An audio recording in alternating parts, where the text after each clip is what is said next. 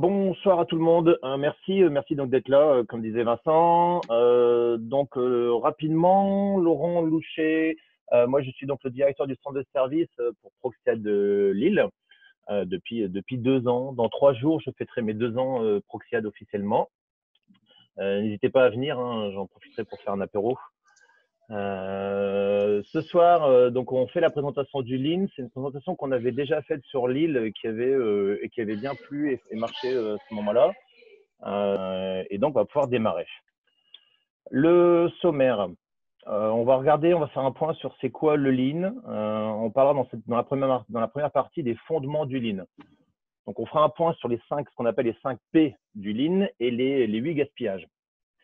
On fera une partie questions-réponses et la deuxième partie, ça sera toute la boîte à outils du Lean. Donc, tout ce qu'on peut utiliser, mettre en place, tout ce qui va servir justement à la pratique et la mise en place du Lean dans vos activités, vos projets, etc. Bon, à la question, c'est quoi le Lean? Le Lean, on en parlera un peu plus loin. Attention, il y a bien deux choses différentes. Il y a le Lean et le Lean Management. Là, on va parler du Lean. Le Lean Management, j'en parlerai à la fin. Le Lean, donc de l'anglais, hein, c'est du maigre, sans gras, etc., dégraissé. Ça sert à qualifier une méthode de gestion sans gaspillage. Le Lean c'est une méthodologie, c'est une façon de travailler, c'est une façon de voir les choses dans laquelle on va éviter le gaspillage. Les gaspillages, c'est quoi? Par exemple, c'est la perte de temps, c'est les actions inutiles, c'est les actions qui n'ont pas de valeur. C'est qu'est-ce que je fais qui n'apporte rien et qui ne sert à rien, mais que dans mon quotidien, je continue de faire parce que je ne me rends pas compte. Et à un moment donné, on ne se rend pas compte qu'on continue de faire des choses qui n'ont plus de valeur et qui ne servent à rien. Un point aussi important, pendant longtemps, j'ai souvent entendu parler, moi je fais de l'agile, je fais pas du lean. Ou l'inversement, hein, non, nous on fait du lean, donc quand on fait du lean, on ne peut pas travailler en agile. C'est faux.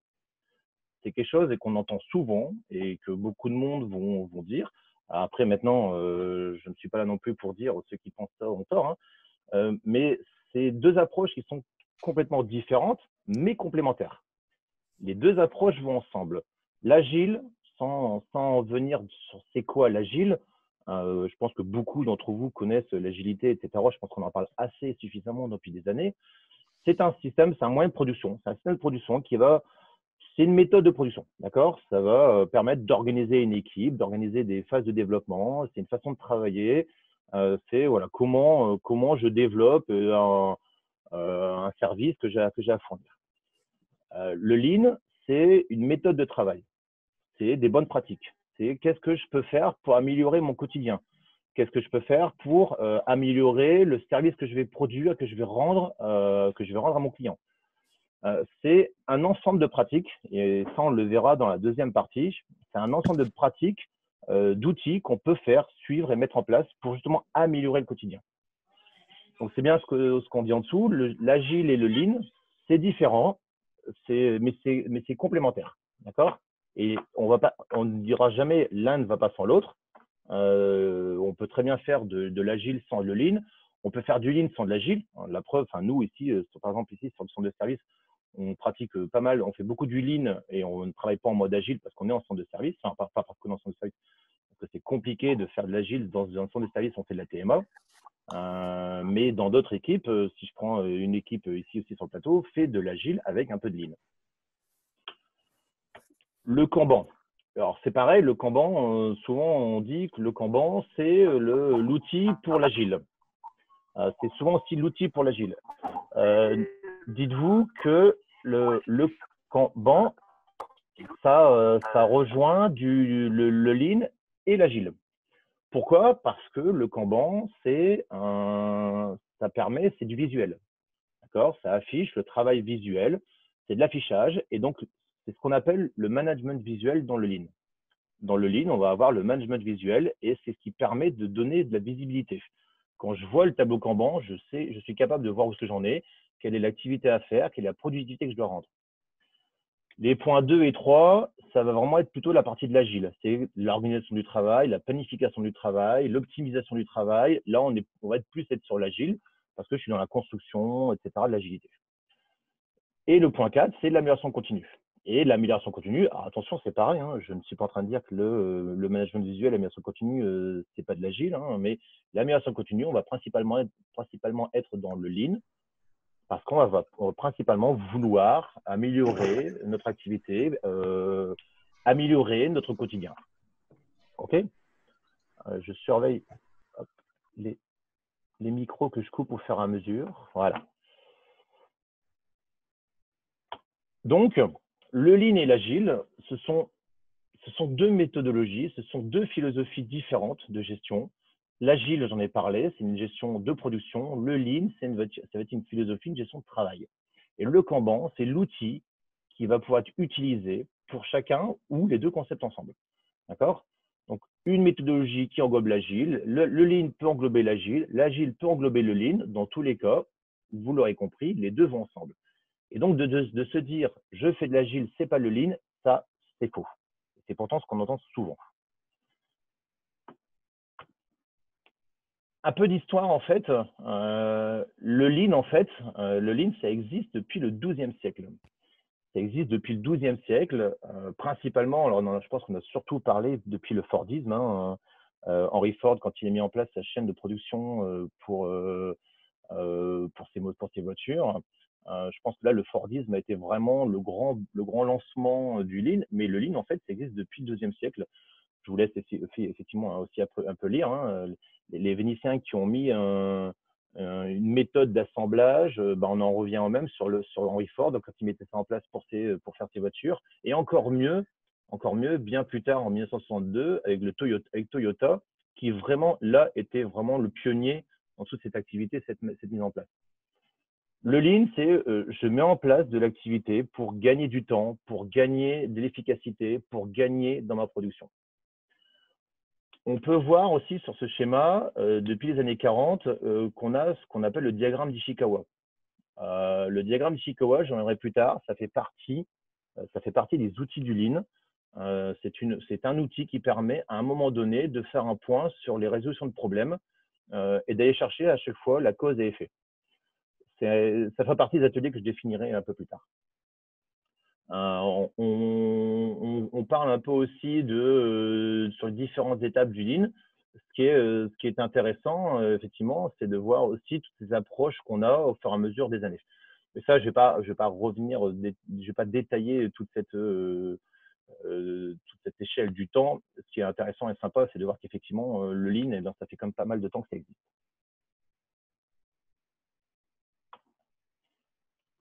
Dans un premier temps, donc, je vais vous parler des 5 P du lean. Dans les 5 P du lean, on va avoir le premier P qui va être le produit. Dans le produit, on va avoir l'attente du client. On est d'accord, on ne produit ce que le client attend. Et pourtant, combien de fois on essaye de produire plus, combien de fois on essaye de faire quelque chose qui se dit bah tiens, je vais faire ça en plus, ça va lui faire plaisir. Non. Non, parce que on produit l'attente du client, parce que quand je fais plus, le client il va pas le payer.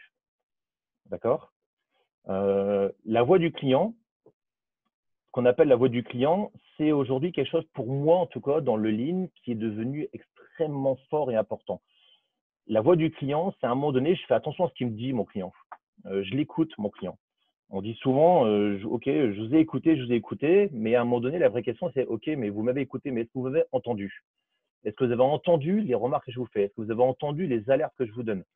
La voix du client, à un moment donné, c'est de savoir qu'est-ce que le client pense de moi. Il y a beaucoup de choses que je vais dire, on verra dans les outils dans la deuxième partie. Il y a pas mal d'ateliers, d'outils qui servent d'aller recevoir la voix du client. Qu'est-ce que le client pense de moi? Et à un moment donné, c'est important de savoir, OK, le client, il est content, super, mais des fois, il n'est pas content. Il est insatisfait sur certaines choses. Et donc, c'est important de savoir l'écouter pour savoir sur quoi je dois m'améliorer. La conception du plus juste, c'est qu'est-ce qu'a demandé le client. À un moment donné, si mon client me demande, tu me fais une application avec 3 carrés sur l'écran, ça ne sert à rien d'aller faire un rond, une liste déroulante, de rajouter des nuages et des petits moutons qui sautent au-dessus. Non, je fais ce que le client me demande. On en est toujours dans les attentes. Je conçois au plus juste, je fais ce qu'on me demande. La qualité, Alors ça, je pense qu'on sera tous d'accord pour le dire, et encore plus dans notre, je pense, dans notre métier et dans nos métiers qu'on a chez nous, la qualité des livrables, c'est primordial. Il est pour moi aujourd'hui inacceptable, inexcusable de livrer, et des fois on le fait consciemment, de livrer quelque chose de non qualité. Je vais livrer même si c'est pas bon, mais comme ça je respecte le délai. Je vais le livrer, comme ça il sera content, mon client me dira c'est super, il m'a livré. Non, c'est un tort. La qualité des livrables, c'est un des points aujourd'hui qui est primordial. Deuxième P, le process. Le process, ça va être de cartographier les flux. Alors, quand on dit cartographier les flux, c'est à un moment donné, je vais cartographier mon activité. Je vais cartographier comment je fonctionne. Je parlais tout à l'heure de l'agile. OK, bon, j'ai l'agile, j'ai les cérémonies, j'ai mon sprint planning, j'ai mes revues de sprint, j'ai mes démos, etc. OK. Est-ce que tout ça, c'est bien cartographié? Est-ce que ça peut être figé ou pas trop dans le temps? À un moment donné, je vais cartographier mon activité. Comme ça, je sais que je connais mes points clés, je connais mes étapes et je sais quand je vais devoir réagir ou agir sur quelque chose. La performance, c'est à un moment donné, j'ai besoin de mesurer ma performance. J'ai besoin de savoir quelle est la performance de mon équipe. J'ai besoin de savoir qu'est-ce que je peux produire, combien je peux produire. J'ai besoin de savoir est-ce que la performance que je fais aujourd'hui, elle est bonne, est-ce qu'elle va être suffisante pour fournir le produit à un certain temps, à une date X. Donc j'ai besoin de savoir ça. Après, attention, parce que trop de process, alors trop de process tue le process, mais trop de process va aussi tuer l'autonomie. Quand je parle d'autonomie, si je mets trop de process dans une activité, alors on parle toujours, moi je suis le premier à dire, il faut mettre en place un wiki, il faut faire des procédures. Tiens, tu as fait ça, tu as fait une doc pour écrire comment tu l'as fait, ok, il faut capitaliser. Après, trop de process va réduire l'autonomie des collaborateurs, va réduire l'autonomie de nous tous. À un moment donné, on va suivre des process et on va plus réfléchir. C'est pour ça qu'il faut aussi savoir doser le process.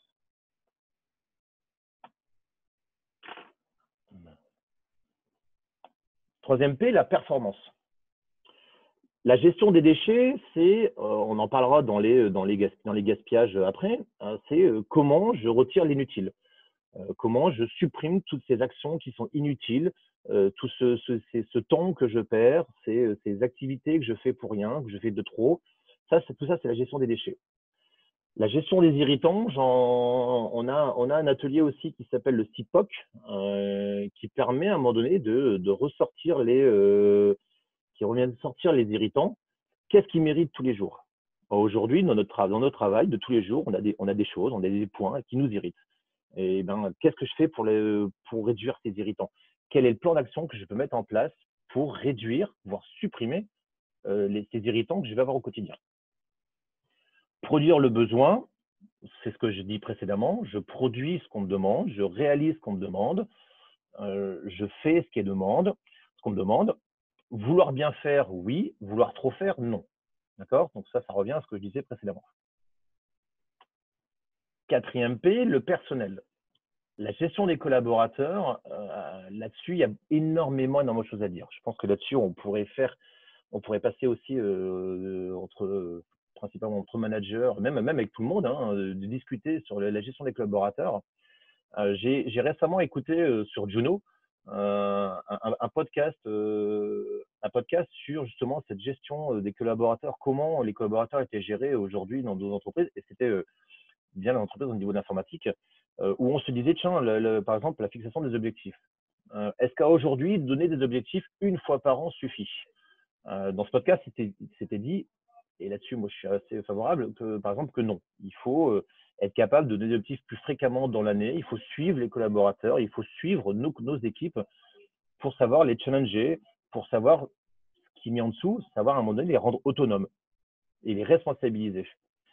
Il faut qu'aujourd'hui, tout le monde soit autonome et responsable. On n'est plus, moi je me souviens, hein, je ne l'ai pas dit dans la présentation, hein, mais j'ai 20 ans d'expérience. Hein, il y a 20 ans, on était des exécutants. Aujourd'hui, il faut être capable de responsabiliser, de faire confiance. Et donc, qui dit faire confiance, ça va être de rendre autonomes nos collaborateurs, à savoir, OK, oui, T'es développeur, ben, super, mais t'es développeur, je pense que tu es intelligent, tu as fait des études qui vont bien, ben, ok, ben, go. Réfléchis, propose-moi des actions, ne sois pas juste un exécutant, propose-moi des actions, sois critique, n'hésite pas, si je te dis quelque chose, n'hésite pas à me dire non, je ne suis pas d'accord. Et c'est là qu'il faut aussi, à un moment donné, rendre les collaborateurs autonomes et responsables. Cinquième et dernier P, le pilotage. Ça revient à… Je rigole, je viens de voir la phrase, je suis plus tout jeune, merci. Ça revient, le management visuel, j'en ai parlé.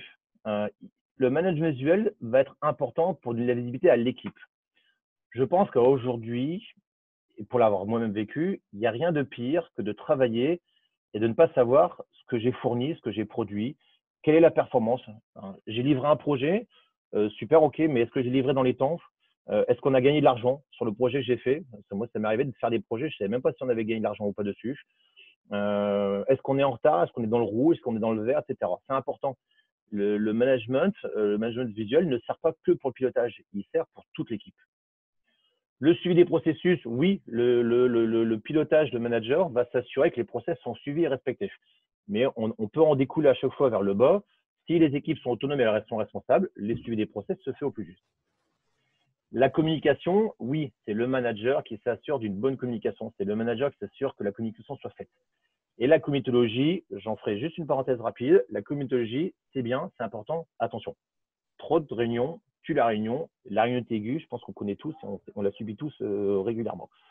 Donc, le pilotage est aussi un point important du lean. Ça va? Dans les fondements du lean, si on reprend effectivement Taishi Ohno que je parlais tout à l'heure de Toyota, Taishi Ohno a défini 3 familles de gaspillage. Alors, le MUDA, là je vais les lire, hein. Le MUDA qui sont les tâches sans valeur ajoutée mais acceptées. Ici, c'est du MUDA qu'on va parler en fait dans le lean, hein, principalement. Le MURI, ce sont les tâches excessives, trop difficiles, impossibles et qui provoquent ou qui peuvent générer derrière du stress. Et le MURA, c'est les irrégularités et fluctuations. On va parler des gaspillages. Les gaspillages, ce sont des activités qui n'ont pas de valeur ajoutée. Ce sont des activités qui vont consommer du temps, des ressources, c'est un peu péjoratif, hein, mais qui vont consommer du temps et des ressources, mais qui ne vont rien apporter au produit. Et on va encore une fois être d'accord pour dire dans notre métier, quand je produis quelque chose, quand je produis une activité, je consomme du temps, et donc derrière, de temps, c'est tout simple, mais c'est de l'argent. Le MUDA, c'est donc une activité qui est improductive, qui n'apporte pas de valeur aux yeux du client. Et si elle n'apporte pas de valeur aux yeux du client, derrière, je génère les risques d'avoir un client qui n'est pas satisfait. Derrière, je génère le risque d'avoir un client qui va me dire je paye pour ce que j'ai prévu et pas plus. Derrière, j'ai un client qui va me dire et le pire des cas, c'est ok, merci pour le projet et puis au revoir, quoi. Et ça, c'est la pire des choses. Aujourd'hui, nous, qu'est-ce qu'on cherche? Moi, tous les jours, qu'est-ce que je cherche? C'est d'avoir un client qui est satisfait pour dire ok, monsieur le client, vous êtes satisfait, demain vous avez un projet, vous savez, vous pouvez nous appeler, on sera là et on vous fera le même service. D'accord? J'encadre cette phrase parce qu'elle est super importante. La pensée du lean va suggérer que pour créer efficacement de la valeur, il est indispensable d'identifier les gaspillages et de les éliminer, de les réduire afin d'optimiser les process de l'entreprise. Et là, ce n'est pas que le management qui doit réagir, ce n'est pas que le management qui doit aussi donner sa parole. C'est toute l'équipe, c'est tout le monde. D'où les ateliers qu'on fait et que je parlerai après sur les irritants.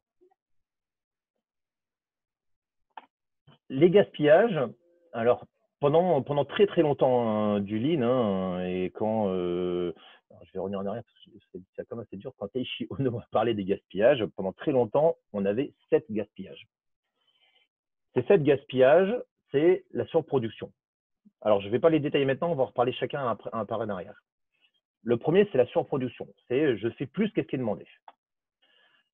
L'attente, c'est le temps d'attente entre des tâches. En gros, grosso modo, j'attends qu'on me réponde, j'attends qu'on réponde à mon mail.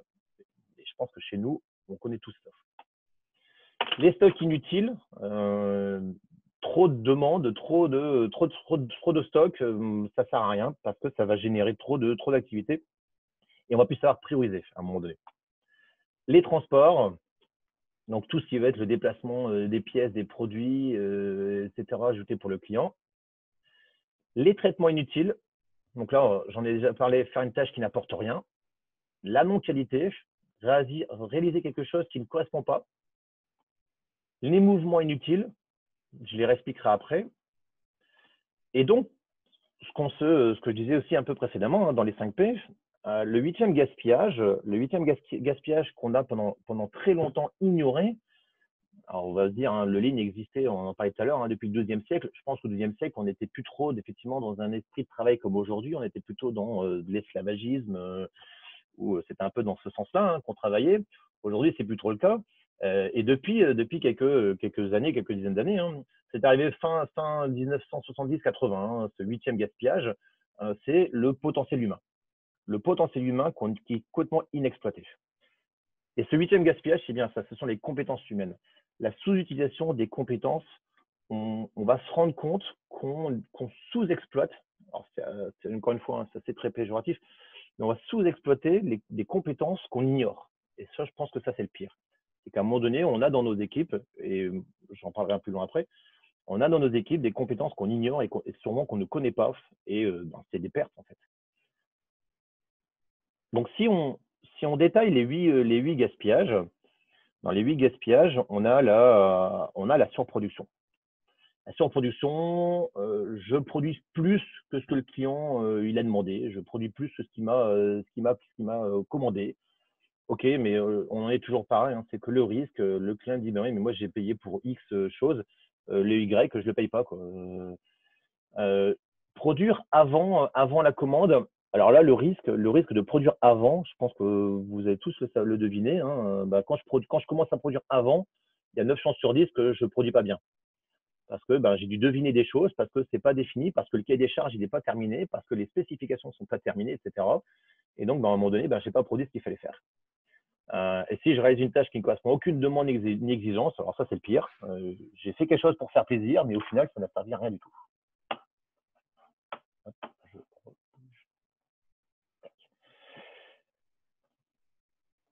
L'attente. Alors, l'attente, c'est les personnes qui doivent attendre entre deux tâches. Et ça, je pense que c'est sûrement l'un des points les plus agaçants. Quand vous avez quelqu'un qui attend, que vous lui demandez qu'est-ce que tu attends, j'ai envoyé un mail, j'attends la réponse. Et là, on se rend compte que le côté industrialisation n'est pas au top. On se rend compte que le management visuel n'est peut-être pas au top, que le Kanban n'était pas au top que j'ai tout à l'heure. C'est-à-dire qu'à un moment donné, on a des personnes qui ne sont pas suffisamment autonomes pour se dire, ok, tiens, je suis en train d'attendre, j'ai ma tâche A qui est en attente, et je vais aller prendre une tâche B, comme ça, je vais pouvoir enchaîner dessus. C'est ça, à un moment donné, qu'on a des personnes qui n'ont pas ces réflexes. Alors, il faut rendre les gens autonomes, il faut responsabiliser les gens autonomes. Il y a quand même à un moment donné, effectivement, ce besoin de pilotage management pour se dire, OK, bon, tu es en attente sur cette partie-là, je vais venir t'aider sur la suivante. Opérateur inactif pendant que la machine fonctionne ou pendant une interruption. Oui, ça, on en a parlé, c'est ce que je viens de dire aussi. Les étapes qui sont mal synchronisées, ça rejoint à mon avis ce que je disais, il faut que les process soient bien mis. Si vous avez des stocks qui sont clairement bien définis, si vous avez on va parler de stock ou de backlog, si vous avez un Kanban, vous avez l'activité. Dans nos métiers, on ne peut quasiment pas avoir à chaque fois une seule tâche dans les mains. Si je mets ma tâche en attente, je risque d'être bloqué. Et qu'est-ce que je fais à ce moment-là? Je fais rien et j'attends. Et donc là, je me retrouve à attendre et tout ça, c'est du temps perdu parce que quelqu'un qui attend, c'est quelqu'un qui est bloqué. Alors, attendez, parce que là, j'ai Vincent qui est activé. Vas-y, Vincent. Merci Laurent, tu m'avais Ça y coupé, est. on a quelques questions. Vas-y. On a quelques questions. Il y a Mamadou qui nous demande effectivement dans la lutte contre le gaspillage, quid des actions de pilotage qui n'ont aucune valeur ajoutée pour le client, mais qui restent essentielles à la bonne marche du projet? Alors ça, c'est l'une des questions qu'on m'avait aussi posées et qu'on se pose, je pense, nous, tous les jours en tant que pilote. Hein. Les actions qui n'ont aucune valeur ajoutée pour le client, il faut à ce moment-là déjà être capable de les reconnaître. Parce que si tu reconnais les actions qui n'ont pas de valeur ajoutée pour le client, mais qui sont essentielles à la bonne marche du projet, il faut déjà savoir les ressortir. Après, quelles vont être les actions? Et à ce moment-là, Mamadou, il faut que je te retrouve. À ce moment-là, comme j'ai bloqué tout le monde, je vais juste autoriser réactiver leur micro. Si tu veux définir plus ta question, Mamadou. Parce que quelles sont les actions qui sont aucune valeur ajoutée au client, mais qui sont essentiels à la bonne marche du projet. Tu as un exemple à préciser? Allô? Ouais, vas-y, vas-y. Ouais, tu m'entends? Ouais, bonjour Ouais, tout le ouais. monde. Ouais, ben en fait, de manière très simple, effectivement, je pense que je l'ai bien résumé. Nous, en tant que pilote de projet, finalement, à chaque fois que tu calibres un projet, il y a toujours cette part liée au management du projet. On se dit, ben, si on la calibre pas assez, on n'est pas même de piloter le projet.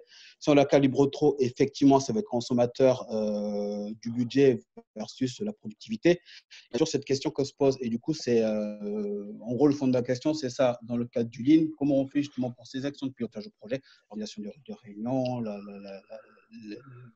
le pilotage en lui-même des utilisateurs, la gestion du plan de charge, etc. Et Ouais, finalement, ouais, le client, lui, s'en fout complètement. ouais. Mais par Mais contre, qui s'en si fout, on c'est ne une fait pas, chose, mais qui n'y ait pas Ouais. de valeur ajoutée, ça serait d'autres. Bah ouais, mais en ils s'en fait, foutent, je on s'en rebondis parce scène. que tu dis que ça n'a pas de valeur ajoutée, mais je pense exactement ce que vient de dire Vincent. Toi, ta répartition des tâches, ton management visuel que tu mets en place, effectivement, il n'a aucune valeur pour le client. Le daily meeting, que je viendrai en parler un peu plus tard, là, le daily meeting, moi, mes clients sur le CDS, on leur dit qu'on fait du daily meeting, ils nous disent tous, ouais, c'est super, c'est super. Le daily meeting, c'est la partie du matin qu'on fait, que je pense beaucoup d'entre vous doivent connaître. Le client, pour lui, mais de là à dire, ça n'a pas de valeur ajoutée pour le client, j'ai envie de dire que si, parce que finalement, ça va t'aider toi à gérer ton activité, ça va t'aider toi à gérer ton projet, l'affectation, tout ça. L'échange, la communication que tu fais avec tes équipes, même si tu fais des réunions hebdo avec tes équipes, et j'invite à faire des réunions. Alors après, comment je vais dire, je vais pas me contredire en disant qu'il faut pas faire de réunions quand je dis qu'il faut en faire. Il faut savoir limiter et faire les bonnes réunions qui sont les plus utiles. Mais je pense que des fois, des réunions avec les équipes ou le daily meeting sont largement suffisants pour se dire, OK, ben, qu'est-ce que tu fais? Tu as un problème, tu as un blocage. Mais de là à dire ça n'a pas de valeur ajoutée, si, bien sûr, parce qu'au final, ça va donner quoi? Bah, ça va assurer la réussite de ton projet, ça va aider la montée en compétences, l'autonomie, etc., de ton équipe. Et puis toi, derrière, ça va t'assurer, te rassurer dans l'avancement et la réussite de ton projet. Je pense, Ouais, je alors, pense que voilà, il faut savoir mesurer, je comprends ce que tu veux dire. Alors après, il faudrait vraiment des exemples très concrets. Si d'autres managers, chefs de projet ont des exemples très concrets là-dessus. Mais de là à dire que ça n'apporte pas de valeur ajoutée au client, c'est là que ça devient très compliqué parce qu'il faut en plus, il faudrait réussir à le démontrer, à le prouver, ça n'avait pas de valeur ajoutée. juste effectivement, si je peux préciser ma question, ce que Vas-y. j'entends par valeur ajoutée au client, c'est effectivement la valeur acquise. C'est-à-dire que le client, la seule chose qu'il attend derrière, en fait, on va toutes les réunions et tout ce qu'on fait pour organiser le projet, pour moi, ça a totalement un sens, bien entendu.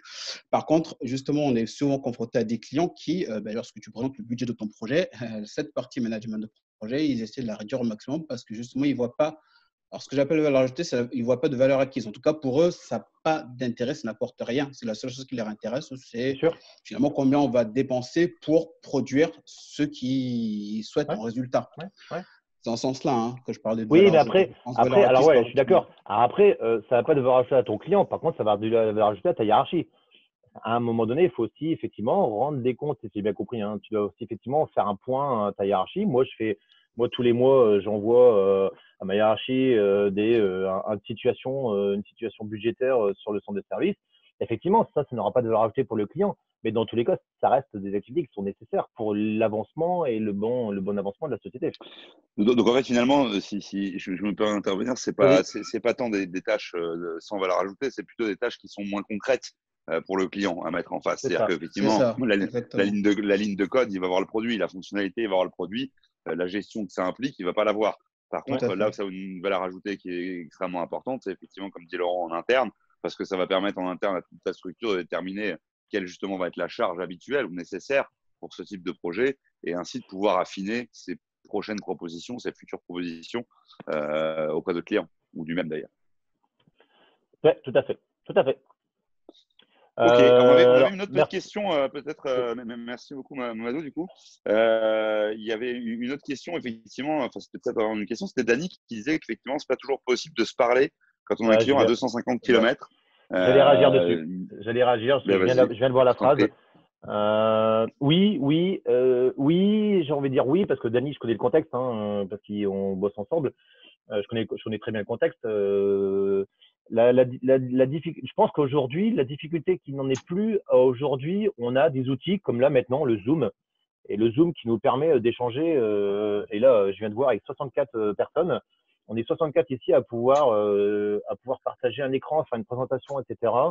Je pense qu'aujourd'hui, on a des Zoom, des Skype, des Talk Spirit qui nous permettent d'échanger, de partager. Alors, c'est difficile, par contre, effectivement, moi, sur le centre de service, j'ai des clients qui sont à 5 minutes en voiture. Et là, quand j'ai un problème, je dis, je prends ma voiture, 5 minutes, je suis chez vous et je peux débloquer avec vous. Quand j'ai un client qui a 250 km, automatiquement, je peux plus difficilement lui dire, écoutez, je prends mon sac, j'arrive. Voilà. Mais je pense qu'aujourd'hui, et la remarque est tout à fait valable, hein, Dani, la remarque, mais aujourd'hui, je pense qu'on a des outils qui arrivent à pallier à ça. Et la preuve, on a aujourd'hui cette activité au centre de service qui marche bien. Je ne nommerai pas. Mais on a cette activité qui fonctionne bien parce qu'on a les outils qui vont bien. Et après, je voyais Mehdi qui disait aussi voilà. le daily meeting est moins important sur un projet que sur un projet de développement. Bon, ça, c'est ce que je reviendrai tout à l'heure sur le daily meeting. Attention, voilà, il y a des instances qu'on peut mettre en place, il y a des activités qu'on peut mettre en place, il y a des outils du Lean qu'on peut mettre en place. Mais il y en a certains qui vont se mettre en place sur de la TMA et qui vont pas se mettre en place sur les projets. Et inversement. Et puis, je dirais, Mehdi a à la fois raison et à la fois, je suis moins d'accord. Il a raison quand il dit que ça dépend de la nature du projet, de la fréquence, etc. Tout est affaire de contexte, effectivement. Mais de l'autre côté, raison ou pas, typiquement sur les tickets et sur le support, un daily meeting peut avoir un intérêt énorme, justement, pour moduler ta charge, pour rendre compte de ce qui a pu se passer hier, des difficultés rencontrées. Tiens, tu aurais peut-être pu me passer le tien, etc. Ça favorise les échanges entre une équipe, et que ce soit dans la gestion de tickets ou du projet. Quand une équipe échange, en général, elle performe plus, quoi. Ouais, tout à fait. Complètement. Ouais, après, voilà, je vois Kautar qui dit effectivement le daily Voilà, meeting. on est Mais d'accord. si vous voulez, on en parlera tout à l'heure quand on fera le point sur le daily meeting. OK? Avec plaisir. Allez, je continue. On relance. Allez, c'est parti. L'attente, j'en ai parlé. Les stocks inutiles. Alors, les stocks inutiles, ça va être tout ce qui n'est pas indispensable à la réalisation de la tâche.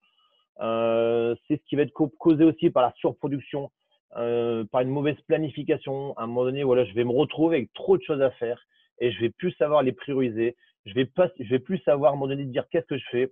Et moi, je me suis retrouvé avec des collaborateurs qui avaient 40 tickets affectés.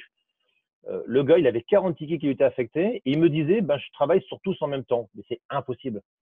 C'est strictement impossible. On ne peut pas travailler sur 50 sujets, sur 40 sujets en même temps. À un moment donné, il est important quand on a des stocks inutiles, c'est un peu comme tout le monde, comme à la maison. À un moment donné, quand j'en ai trop dans le grenier, qu'est-ce que je fais? Je vire, ce qui ne sert plus à rien.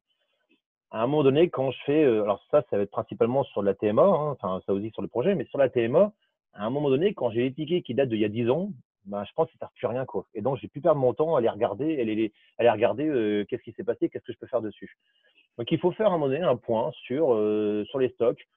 Bon, on ne fait pas ça non plus trop souvent, hein, mais de temps en temps, 1 ou 2 fois par an, ça peut être important de faire un point sur les stocks. L'impression de support, l'expression de support de formation supérieure au nombre de participants, voilà, c'est pareil. C'est qu'à un moment donné, quand je produis quand j'ai trop produit, ça sert à rien. Et donc, c'est du perdu. Ici, les transports, ça va être ce qu'on va parler de déplacement de matériaux, de pièces, de produits, tout ce qui va être consommateur de ressources d'énergie, de temps, il risque de dégrader. Ça s'applique un peu moins chez nous. N'empêche, là, on pourrait parler, et encore, je ne sais pas si je ne veux pas faire un mélange avec le déplacement. Attention à ne pas trop, à éviter les transports inutiles. Là, voilà, je parle aussi un stockage intermédiaire qui nécessite de transport. Envoyer un email, voilà. Alors, celui-là, c'était l'exemple que je voulais. Envoyer un email à une grande liste de distribution, alors que le sujet ne concerne que quelques personnes. Voilà. Ça, les problèmes des mails où j'écris à 50 personnes, où tout le monde n'est pas concerné, le problème, c'est que la plupart des gens non concernés vont faire des répondre à tous. Et alors là, ça part dans une vie, n'est pas possible. Les traitements inutiles, c'est ce qu'on disait, c'est les tâches, les étapes qui sont réalisées pour rien. Et je pense que la phrase, elle est assez claire et directe. C'est vraiment tout ce qu'on va mettre en place, tout ce qu'on va faire qui est perdu. Des processus trop complexes et qui, à un moment donné, les processus trop complexes vont ramener de la difficulté, de la complexité et on ne va plus savoir ce qu'on fait et alors, surtout, on ne va plus savoir comment on va le faire. Trop de qualité tue les qualités. On peut vouloir mettre de la qualité, c'est bien, il faut de la qualité, ça, je serais le premier à le dire. Mais à un moment donné, quand je mets trop de qualité, je vais passer trop de temps. Alors effectivement, on fait du test, on a des tests unitaires, des tests d'intégration, des tests de stress, des tests de non-régression, des tests de ci, des tests de ça. Je pense que tout ce qui est tous les pros du métier testing vont confirmer. À un moment donné, ouais, c'est pour ça, quoi. La qualité, c'est important. Faire le test au plus juste, c'est important. Il faut savoir bien le doser. Manque d'instructions, de spécifications, ben, c'est ça, quoi. Si à un moment donné, j'ai pas eu les bonnes infos, je vais mal le faire et je vais faire des choses qui seront perdues. Le rework est un traitement inutile parce qu'à un moment donné, si ça sert à rien, c'est perdu. La Laurent, tu non-qualité. m'entends? Vas-y. Michael Lévy. Juste, Ouais. j'ai une petite remarque par rapport à la qualité et à l'attente, justement. Est-ce que la qualité ne va pas au détriment des délais? Parce que j'ai souvent entendu de la part de clients que la qualité valait mieux que les délais, que le délai valait mieux que la qualité, quitte à faire une V2. Voilà, donc tu parles beaucoup de l'attente et de la qualité, Ouais, mais est-ce que ouais. c'est pas au détriment justement de ça? Bah, ça fait partie à un moment donné que, comment dire, je ne sais plus comment je l'avais dit tout à l'heure. À un moment donné, pour moi, de ce que tu viens de dire, qualité, délai, ça va faire partie de la communication avec le client. À un moment donné, moi, si je me mets d'accord avec le client pour lui dire, vous voulez quoi? Vous voulez que je respecte les délais, mais j'ai un risque sur la qualité. Moi, vous me demandez que je vous livre ça dans une semaine, mais je ne l'aurai pas terminé. Donc, si je vous le livre, je vous livre une V1, mais qui ne sera pas aboutie. Ou est-ce que vous voulez que je vous garantisse la qualité, mais à ce moment-là, je crame les délais. Moi, ce que je fais, alors ça ne me concerne que moi et j'ai envie de dire libre à chacun de réagir, de me contredire. Hein. Moi, ce que je fais, c'est qu'à ce moment-là, je partage avec le client. Vous voulez quoi? Moi, vous voulez quoi? Vous voulez de la qualité ou du délai? Moi, je préconise la qualité, mais après, c'est pareil, quoi. Si je pars sur un projet d'un mois et que pour faire de la qualité, je vais mettre 2 mois de plus, ça va pas le faire. Donc, il faut aussi savoir mesurer. Je pense que là, il faut mesurer. Là, aujourd'hui, on développe un projet et je pense que j'ai cru voir Lucas, le chef de projet qui est connecté. On est sur un projet. On a alerté tout de suite le client. Et je pense que l'analyse des risques, elle est importante. Et ça peut aussi faire partie, Vincent, si tu veux le noter, d'un autre atelier sur la gestion des risques. Je pense que la gestion des risques, elle est importante. Et à un moment donné, il faut être capable justement de communiquer avec le client, de dire, bah voilà, je fais quoi? Qu'est-ce que je mets en premier? La qualité ou le délai? Et là-dessus, qui pour l'accepter et le définir? J'ai envie de dire, moi, bah, c'est le client. Moi, j'informe le client, j'alerte mon client pour lui dire, j'ai un risque qualité, un risque délai, lequel vous voulez que j'assure? Je rajouterai, je me permets juste d'intervenir. Vous m'entendez? Ah, vas-y. Ouais, je dis, normalement, il y a un troisième. Alors, ça fait partie d'un. Il y a un schéma qui explique ça avec un triangle, normalement. Et il y a une troisième composante qui vient intervenir aussi pour le client, c'est le coût. Alors, normalement, c'est un triptyque coût, délai et qualité. Et normalement, on est censé demander au client de choisir un de ces composants sur lequel on s'engage, mais on ne peut pas s'engager sur les 3 à la fois, voire sur les 2 à la fois. Et c'est pour ça qu'en général, après, il y a une analyse de risque, mais c'est quelque chose qu'il faut donner au client. Le client ne peut pas avoir le beurre et l'argent du beurre. Et c'est impossible, nous, notamment dans un projet, de s'engager sur les 3. Donc souvent, on dit, si vous privilégiez le délai, attention, il y a un risque sur la qualité et le coût, etc. Et ouais, non, tu as complètement raison. C'est justement toute la tâche très difficile des équipes d'avant-vente, des équipes de chiffrage aussi, pour faire entrer tout ça. Mais du coup, ça fait également un bon sujet qui s'applique à ce qu'on est en train de faire, puisqu'on est en train d'allonger un peu le délai. On a des collègues qui sont là et qui n'ont pas forcément énormément de temps. On voudrait au moins avancer sur la partie les fondements, parce que sinon, effectivement, la qualité, même si elle en est renforcée avec tous ces échanges, va en pâtir si on ne peut pas aller jusqu'au bout. Mais je note tout ça, effectivement, ça fait des sujets pour des prochains débats, des prochains ateliers. Ça peut être intéressant avoir un format plus table ronde. Ça fait pas mal de sujets. Il y a pas mal de sujets. Hein. On va en prendre toutes ces notes-là. Alors après, là, je vois la remarque de Dany. Je suis d'accord avec toi, Dany, quand tu dis que tu n'es pas d'accord sur les reworks, c'est perdu. Non, mais je suis d'accord. Après, je vais compléter ma phrase pour me contredire moi-même. Il y a rework et rework. Il y a du rework utile et nécessaire. Il y a du rework qui est perdu. Bon, je me comprends. J'étais arrivé cette partie. La non-qualité, on vient d'en parler. Alors, les mouvements inutiles, c'est les déplacements des personnes qui n'apportent rien au client, les mauvais rangements, etc. Alors, les mouvements inutiles, ça va principalement être le bon et le mauvais rework, c'est bon, hein, stop. Ça me fait toujours, quand tu dis ça, ça me fait penser. J'avais un grand directeur dans mes années précédentes qui disait toujours qu'il y avait le bon et le mauvais TNF. Allez chercher la réponse. Hein. Stop. Les mouvements inutiles, c'est quoi? C'est par exemple les réunions. Hein. Si je dois aller chez mon client et que je dois me déplacer, je vais chez le client. Je vais des fois chez mon client pour une demi-heure de réunion et ça m'a pris 2 heures. Alors que la réunion, j'aurais peut-être pu la faire par téléphone ou par un Zoom, ou etc. Et le dernier, on en parlait, les compétences humaines. Donc, dans les compétences humaines, on va parler de quoi? On va parler du manque de formation. Bon, alors ça, je pense que ça reste l'un des sujets très compliqués qu'on connaît tous, hein, et nous aussi bien sur l'île, hein, bien sûr, comme partout. Le manque de formation, tout le monde est avide, curieux et voudrait être formé sur tout, mais voilà, c'est assez compliqué. On manque de formation sur certains sujets. On voudrait pouvoir s'ouvrir d'autres domaines, mais on peut pas. Le management rigide et autoritaire, plus un sujet à faire sur les différents types de management. Ben oui, le management rigide et autoritaire, c'est pas toujours non plus comment dire, très agréable et très génial pour les collaborateurs. Peu de motivation, ben ça va générer tout ce qu'on vient de dire juste avant, quoi. Des collaborateurs qui ne sont pas motivés, des personnes qui ne sont pas motivées vont générer derrière tout ce qu'on vient de dire, la non-qualité, les pertes de temps, etc. La reconnaissance. La reconnaissance, c'est pareil là-dessus. Attention, on a souvent je pense qu'on est tous humains et qu'à un moment donné, voilà, la reconnaissance, elle est là, elle est importante, elle fait plaisir. Il ne faut pas faire des choses pour attendre la reconnaissance. Alors, moi, le premier, je le dis clairement et très honnêtement, je ne fais jamais rien en attente de reconnaissance, mais de temps en temps, oui, dire à un collaborateur, dire à une équipe, c'est bien les gars, vous avez bien bossé, on va aller se boire une bière après, c'est important. Et d'implication, ben voilà quoi, je suis pas motivé, je manque de reconnaissance, je m'implique plus trop. Quand on parlait tout à l'heure de sous-utilisation de compétences des employés, je voulais dire aussi, à un moment donné, il faut être capable de connaître nos employés.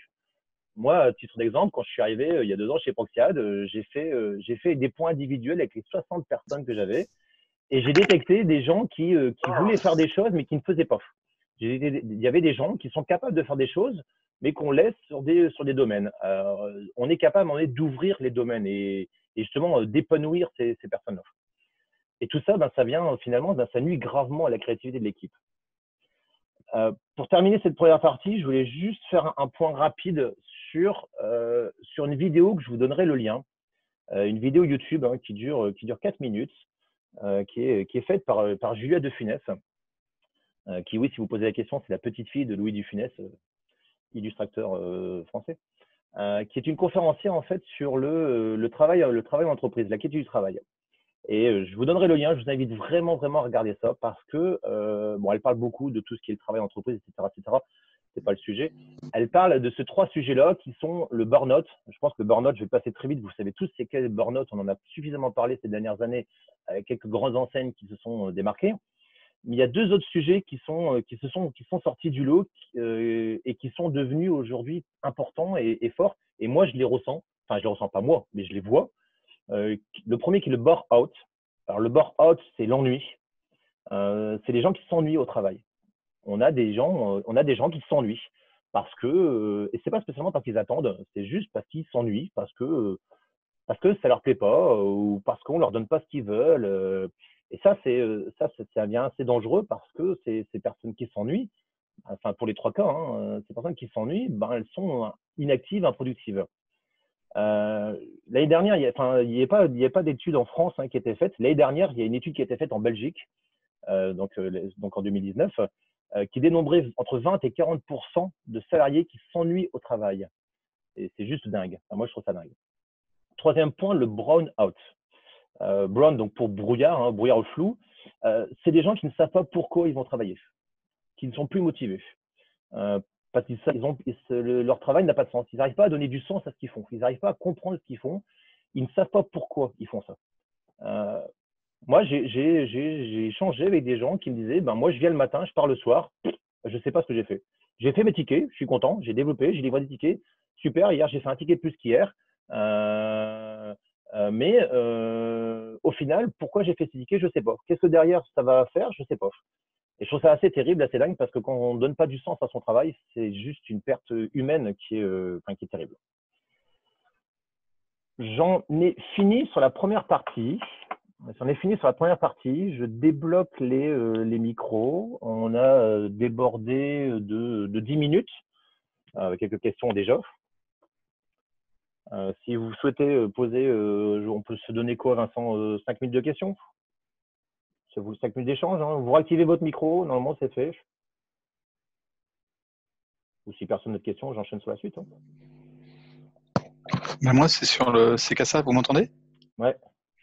C'est sur le dernier point, la petite fille de… J'ai oublié son prénom déjà, Madame de Funès. De finesse, ouais. Ouais, ça déborde un peu du truc, justement. Tous ces outils, en fait, elle dit c'est pas les outils qui vont faire. Elle dit exactement le contraire, en fait, de tout ce qu'on veut présenter. Enfin, c'est comme ça que je le ressens. Un peu Donc, faut être ça. vigilant. C'est un peu Donc, ça. faut être Et c'est vigilant pour ça que c'est là-dessus. intéressant. C'est pour ça que c'est intéressant de l'écouter. Il faut écouter ces conférences qu'elle fait. C'est que j'ai envoyé, que j'ai regardé ce matin quand je faisais la presse, j'ai regardé une visio d'elle. C'est impressionnant, hein, effectivement. Donc c'est pour ça qu'il faut faire attention parce que elle dénigre le process complètement parce qu'elle dit que le process, alors j'avais noté juste là, elle dit voilà, que trop de process interdit l'esprit de pensée. Si je fais trop effectivement, plus je mets de process, plus j'empêche les gens d'être autonomes, d'être responsables et de pouvoir réfléchir. Elle dit aussi que le process devient le sommet des priorités au détriment du sens de ce que l'on fait. Mais je suis d'accord avec elle, je suis complètement d'accord. C'est pour ça qu'il faut faire attention à un moment donné. C'est bien beau de faire des ateliers, etc. Après, voilà, il faut aussi savoir un peu, les ateliers, je les fais à bon escient, je les fais à bonne utilité.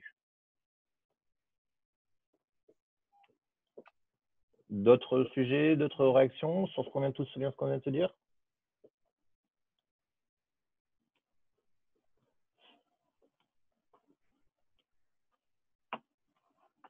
Non?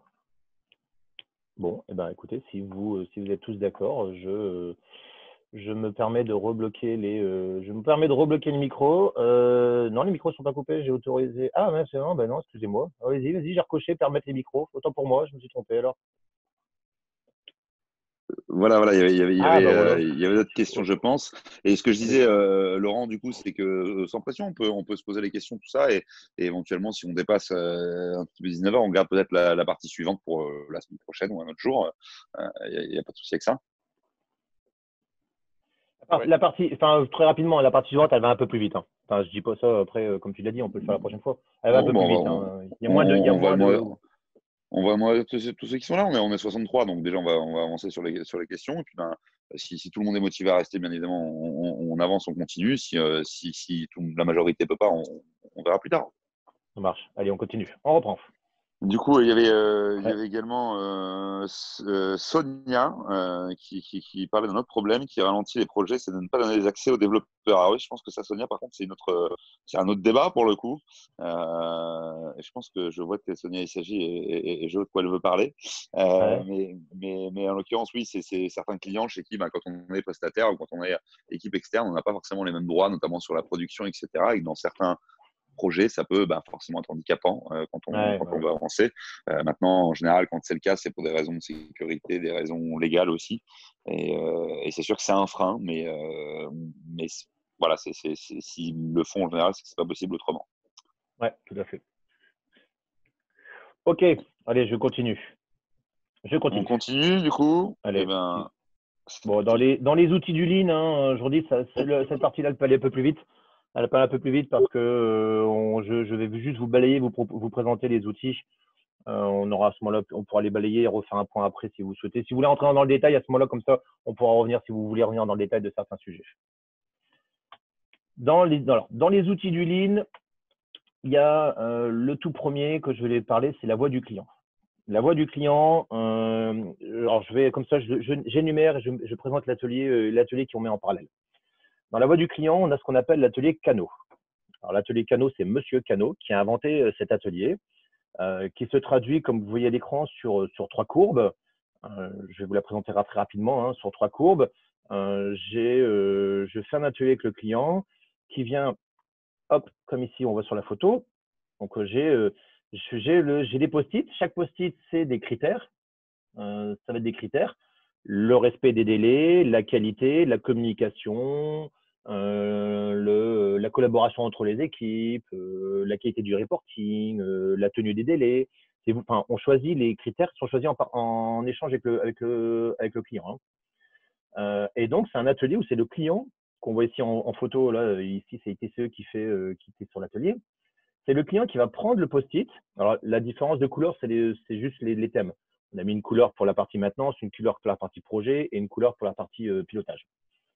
Le client prend son post-it et va le positionner sur la courbe. Et là, il va dire, je suis très satisfait, hop, je le mets dans le positif. Je ne suis pas satisfait là-dessus, je le mets dans le négatif. À la fin, ça va donner ce genre-là. Donc ici, on a un exemple, là, si vous arrivez à lire. On va avoir tout à droite en orange le respect des charges où le client est satisfait, le respect des charges, la réactivité, tout ça c'est positif, ça se passe bien. Par contre, au moment de l'atelier, il était plutôt insatisfait sur la qualité de suivi de projet, sur la qualité de suivi de la maintenance. Et derrière, en fait, ce qui se passe après ça, donc ça c'est le client hein, qui pose ces post-it-là. Et derrière, on va cibler des critères sur lesquels on va mettre un plan d'action qu'on va suivre à chaque comité de pilotage. Et à chaque comité de pilotage, on va suivre les critères sur lesquels on a mis un plan d'action qu'on va suivre. Et on refait cet atelier canot. Le canot, c'est quelque chose qu'on fait 2 fois par an. Et l'objectif, c'est quand je vais refaire mon canot 6 mois après, et mon critère qui était la qualité du suivi de projet qui était là tout en bas, l'objectif, bien évidemment, vous l'avez compris, hein, c'est qu'il monte. Donc derrière chaque critère, un avis, comment je ressens cette activité-là, et un plan d'action, ça se traduit par un plan d'action. Ça, c'est un atelier que je trouve moi formidable avec les clients parce que ça permet d'échanger, de partager, de les écouter. Parce que pendant qu'ils posent des post-it, automatiquement, vous les voyez comme je dis sur la photo là, hein, ils sont en train de discuter, de partager et vous écoutez. Et là, vous entendez énormément de choses. Et c'est là qu'il faut prendre beaucoup de notes. Moi, j'ai eu l'occasion d'en faire pas mal ici à Lille. J'avais été sur Rouen avec Sébastien et Karim. On avait fait cet atelier-là pour un client. Je l'avais fait sur Rouen. C'est un atelier qui est vraiment, vraiment important et je trouve que c'est un très bon icebreaker. Moi, je trouve qu'en faisant cet atelier-là, la relation avec le client, elle devient vraiment plus sincère et directe. Second outil, la gestion des flux. Alors ça, c'est plutôt un atelier qu'on va faire en interne, hein, qu'on appelle le CIPOC. CIPOC, pour vous voyez, Supplier Input Process Output Customer. On va tracer en fait chaque étape d'un process. Donc là, ici, on a l'équipe ici. Donc ça, c'est vraiment l'équipe ici qui est en train de tracer son process et de définir. Et pour chaque étape du process, je vais noter au-dessus quel est le fournisseur, qu'est-ce que j'ai en entrant, qu'est-ce que j'ai en sortant de ce process, qui est le client, donc en grosso modo, qui est le demandeur, qui est le receveur. Et à chaque fois, à chaque étape, je vais sortir les irritants. Quels sont les irritants? Et à partir de ces irritants, donc à un moment donné, les tickets sont très souvent incomplets. Les tickets sont à chaque fois mal affectés aux bonnes personnes. Il y a trop de tickets en général. Je vais me retrouver avec 5 tickets qui ont le même titre. Trop de priorités. Après, je vous laisse lire rapidement, etc. Et derrière, en fait, on va regrouper ces irritants par thème et on va les partager avec le client. Que ça ne reste pas qu'en interne, parce qu'automatiquement, on s'en doute, hein, la majorité des irritants, elles concernent souvent le client quand même. Et ces irritants, on les partage. Moi, j'ai fait cet atelier-là, qui était aussi un atelier TCE. On a partagé. Alors après, on fait un filtre. Hein, attention, hein, à un moment donné, on va filtrer les post-it. Et après, on va partager ces irritants pour dire, voilà, monsieur le client, on adore travailler avec vous. On travaille avec vous depuis des années. Néanmoins, je suis convaincu, moi, Proxiad, Laurent Louchet, que si on corrige ces irritants-là, on gagnera en efficacité, on gagnera en réactivité, on gagnera en qualité, etc., etc. Et en avançant ces irritants, j'aurai un client qui, lui, derrière, sera certainement plus satisfait parce que moi, mes collaborateurs, mes équipes seront plus motivés et satisfaits. Alors, par contre, on a une petite question, Laurent, on a quelques questions d'ailleurs. Tout le monde trouve ça intéressant, effectivement, le canot, de manière générale. Paul qui nous demande si on peut redonner la légende des axes du canot, mais je lui répondais qu'on mettrait la présentation à disponibilité de tout le monde, je pense. Oui. Et on a également un certain Alexandre Quiquenois qui nous demande le CIPOC a donc lieu avant le canot. Alors très rapidement. Très rapidement, Paul, comme tu dis, tu l'as donné. Le CIPOC et le canot, c'est deux choses qui sont complètement différentes. Voilà, Seb vient de le noter. Le CIPOC et le canot, c'est deux choses différentes. Le canot, c'est la voix du client. C'est qu'est-ce que le client pense de moi. Le CIPOC, c'est je vais cartographier mon activité avec l'équipe et derrière, je vais sortir les irritants de mon équipe. Donc, en fait, j'ai un atelier quasiment. L'atelier, c'est j'écoute le client. Le deuxième atelier, c'est j'écoute l'équipe. Donc, le CIPOC, je peux le faire un CIPOC et le canot complètement de façon séparée.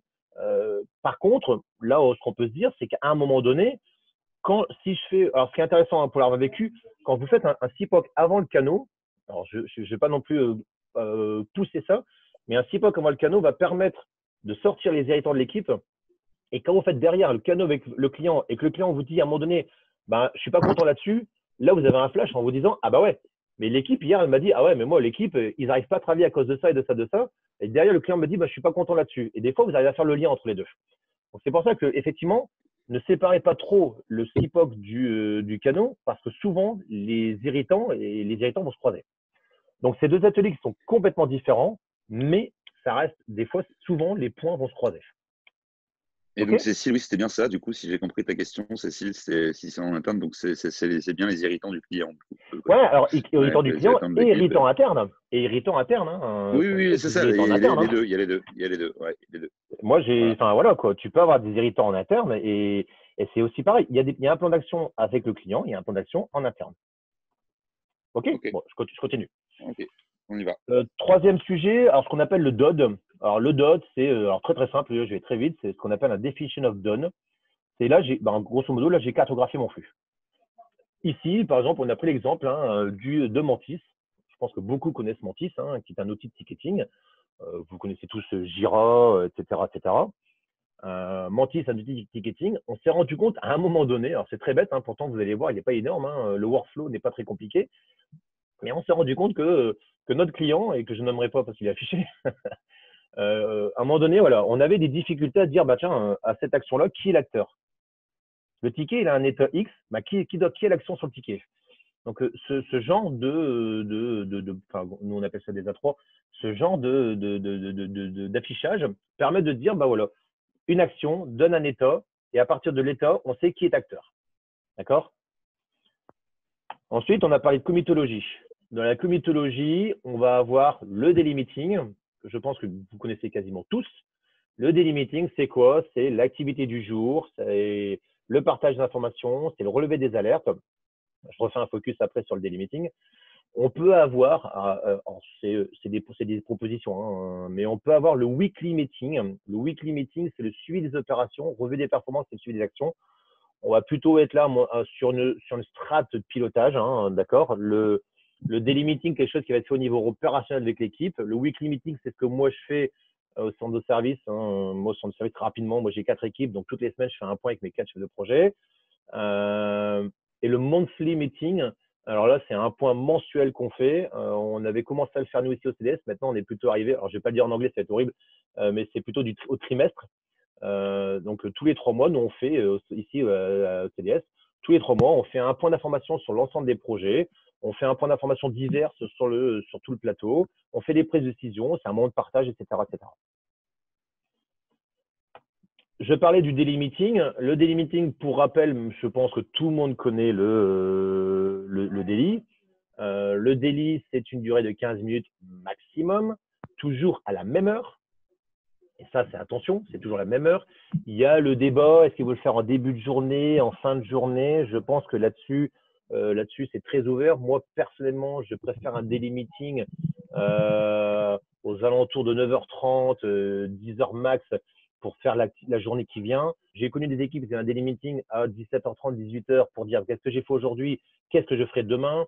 Bon, voilà. Après, ça, c'est tout. Mais le daily meeting, c'est toujours la même heure, toujours à la même place. C'est toute l'équipe. D'accord? Et après, il y a des bonnes pratiques. C'est toute l'équipe debout, pas de téléphone. Parce que quand les gens sont assis, ils sont sur leur PC et 9 fois sur 10 sont sur leur PC en train de bosser et donc ils n'écoutent pas. Sur les téléphones, c'est la même chose, on n'écoute pas. Donc, en général, c'est pour ça au daily meeting, c'est tout le monde debout et à la même place. 3 questions. Qu'est-ce que j'ai fait hier? Je fais quoi aujourd'hui? Quels sont mes obstacles et mes alertes? Oui, le daily meeting, le daily stand-up, voilà, ça a plusieurs noms, tout à fait.